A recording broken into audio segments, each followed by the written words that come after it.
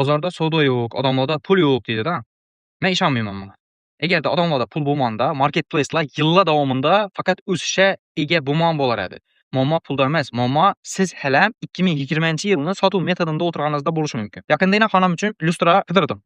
1-2 Urganchdagi markazdagi do'konlardan so'radim. Lyustra assortimentingizni ko'rsating deb. Ular menga Telegramdan tumonlab krujok video tashab beradi. Yo'q, gap yo'q, u ham yomon emas. Misol uchun marketplace'lar aytadi. Birinchi rasmini o'zida lyustra nechik xonada joylashuvini primerni tasavvurini sig'diradi. Ikkinchi rasmida uni o'lchamlari, uchinchi rasmda dizayn bilan shunchaki.